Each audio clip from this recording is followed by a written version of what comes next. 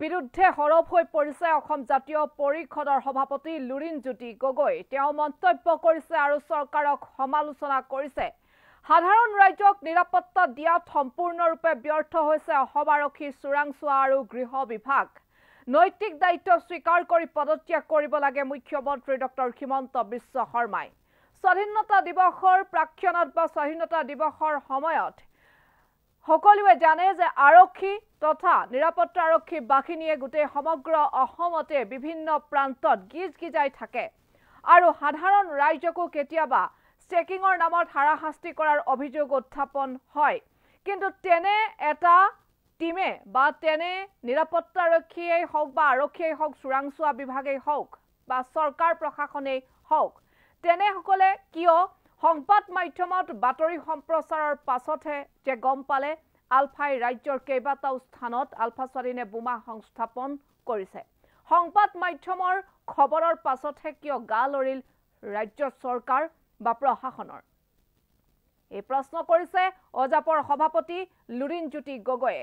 মুখ্যমন্ত্ৰী ডক্টৰ হিমন্ত বিশ্ব শৰ্মাকো ক্ষুধাৰ সমালোচনা কৰিছে অজাপৰ সভাপতিগৰাকীয়ে। এই মুহূৰ্তত আমি আপোনালোকক তেওঁ কৰা মন্তব্য সন্দৰ্ভত বাতৰিটো দিবলৈ লৈছো। মুখ্যমন্ত্ৰী তথা চৰকাৰক সমালোচনা লুৰিণজ্যোতি গগৈৰ। সাধাৰণ ৰাজ্যক নিৰাপত্তা দিয়াত সম্পূৰ্ণৰূপে ব্যৰ্থ হৈছে আৰক্ষী, চোৰাংচোৱা বিভাগ আৰু গৃহ বিভাগ। নৈতিক দায়িত্ব স্বীকাৰ কৰি পদত্যাগ কৰিব লাগে মুখ্যমন্ত্ৰী হিমন্ত বিশ্ব শৰ্মাই। চৰকাৰক ক্ষুধাৰ সমালোচনা অজাপৰ সভাপতি লুৰিণজ্যোতি গগৈ। তেওঁ কৈছে বিজেপি চৰকাৰৰ দিনত কেৱল স্মাৰ্ট মিটাৰৰ বাবেই নহয়, অত্যাৱশ্যকীয় সামগ্ৰীৰ দামেও ৰাইজক জ্বলা-কলা খুৱাইছে। ৰাইজৰ ওপৰত কৰৰ বোজা জাপি দি সাধাৰণ জনতাক কুঙা কৰিছে এইখন চৰকাৰে। বোমা সংস্থাপনৰ খবৰ সংবাদ মাধ্যমত সম্প্ৰচাৰ হোৱাৰ পাছতহে প্ৰশাসন চৰকাৰ হস্তপ হৈছে। হেলমেট পিন্ধি সাধাৰণ জেউৰা খুঁটিৰে খুচি বোমা চাব লগা হৈছে, তাতকৈ লাজৰ কথা কি আছে? মুখ্যমন্ত্ৰী হিমন্ত বিশ্ব শৰ্মা নেতৃত্বাধীন চৰকাৰৰ বিৰুদ্ধে হৰপ হৈ পৰিছে অজাপৰ সভাপতিগৰাকী। তেওঁ কি মন্তব্য কৰিছে সেই মন্তব্য সন্দৰ্ভত আপোনালোকক আমি জনাইছো খবৰ। মন্তব্যটো এই মুহূৰ্তত শুনক।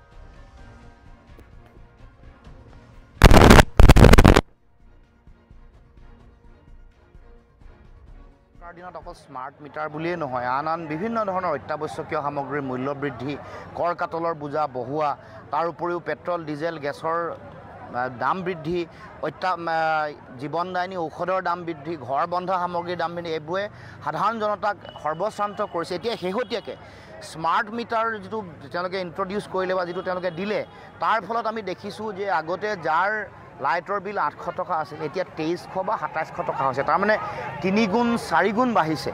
এইটো আচলতে সাধাৰণ জনতাৰ ওপৰত মাধমাৰ, যি সময়ত অৰ্থনীতি কুঙা, যি সময়ত আমাৰ সাধাৰণ মানুহৰ তেওঁলোকৰ যিটো আয় সেইটো বৃদ্ধি হোৱা নাই, এফালে কৰ কাটলৰ বোজা বঢ়াইছে, তাৰ বিপৰীতে আকৌ শেহতীয়াকৈ বিদ্যুতৰ মাচুল বৃদ্ধি বা স্মাৰ্ট মিটাৰ ব্যৱহাৰ, এইটোৱে সাধাৰণ জনতাক বহু পৰিমাণে তেওঁলোকক বিপৰ্যস্ত কৰি তোলা দেখিছোঁ।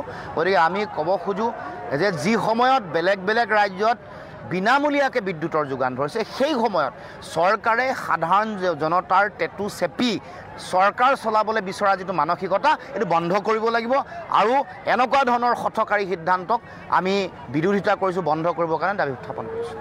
অসম আৰক্ষী, অসমৰ গৃহ বিভাগ, গৃহমন্ত্ৰী তাৰমানে অৰ্থাৎ মুখ্যমন্ত্ৰী, তেওঁলোক চূড়ান্তভাৱে বিফল। সাধাৰণ জনতা,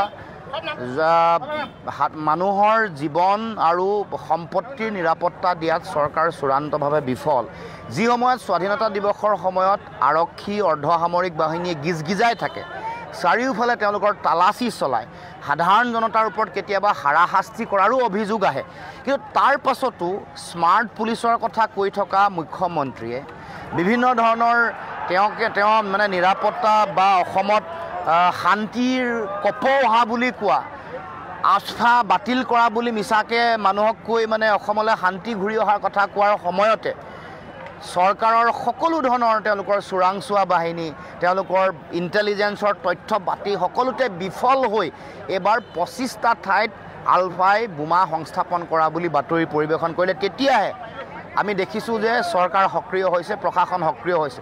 বহু ঠাইত বোমা পালে, তাৰমানে চৰকাৰৰ বিফলতা তেওঁলোকৰ চোৰাংচোৱাৰ বিফলতাৰ কাৰণে এইবোৰ ঘটনা ঘটিলে তাৰ মানে প্ৰশাসনহীনতা চৰকাৰহীনতাৰ স্পষ্ট ইংগিত বহন কৰিছে গতিকে আমি আহ্বান জনাইছোঁ যে মুখ্যমন্ত্ৰীয়ে মিছাকে কৈ থকা যিবোৰ কথা এইবোৰ কথা তেওঁ বন্ধ কৰিব লাগে আৰু নিজে নৈতিক দায়িত্ব স্বীকাৰ কৰি পদত্যাগ কৰিব লাগে কাৰণ তেওঁ ক'ব লাগে যে মই সাধাৰণ জনতাক নিৰাপত্তা দিয়াত বিফল হৈছোঁ স্বাধীনতা দিৱসৰ নিচিনা এটা গুৰুত্বপূৰ্ণ দিনত আমাৰ চোৰাংচোৱা বিফল হৈছে আৰু বোমা নিষ্ক্ৰিয় কৰিবলৈ তেওঁলোকৰ যে বোমা নিষ্ক্ৰিয় কৰা কোনো ধৰণৰ স্কোৱাড নাই এইটো প্ৰমাণ হৈ গ'ল এতিয়া সাধাৰণ হেলমেট পিন্ধি জেউৰা খুঁটিৰে খুচি তেওঁলোকে বোমা চাব লগা হৈছে আৰু নিষ্ক্ৰিয় কৰিব লগা হৈছে ইয়াতকৈ লাজ লগা দুৰ্ভাগ্যজনক কথা আৰু একো থাকিব নোৱাৰে এইটো চূড়ান্ত অকমন্যতা অদক্ষতাৰ প্ৰমাণ মুখ্যমন্ত্ৰীৰ আমি এটা কথা আগৰ পৰা কৈ আহিছোঁ যে হত্যা আৰু হিংসাই অসমৰ কোনো সমস্যাৰ সমাধান কৰিব নোৱাৰে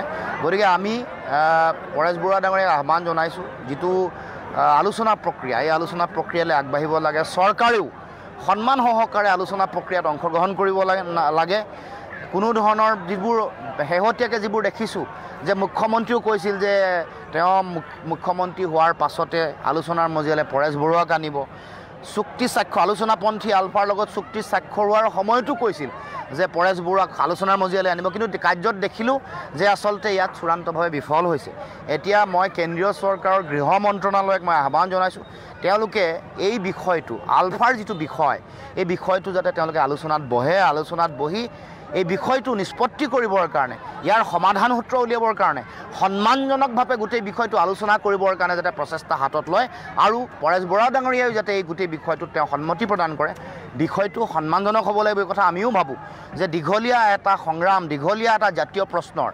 সন্মানজনক আলোচনাৰ মাজেৰে বিষয়টো নিষ্পত্তি হ'ব লাগিব এইটো কাৰো দ্বিমত নাই সেইকাৰণে আলোচনাপন্থী যিসকল আলফা আছে তেওঁলোকে আলোচনা কৰাৰ সময়ত যেতিয়া সভাপতি আৰু সাধাৰণ সম্পাদকক যেতিয়া বহিবলৈ নিদিলে তেতিয়া আমি প্ৰতিবাদ কৰি কৈছিলোঁ যে এনেকুৱা ধৰণৰ অসন্মানজনক ব্যৱহাৰ আমি কেতিয়াও অসমৰ ৰাইজে গ্ৰহণ কৰা নাই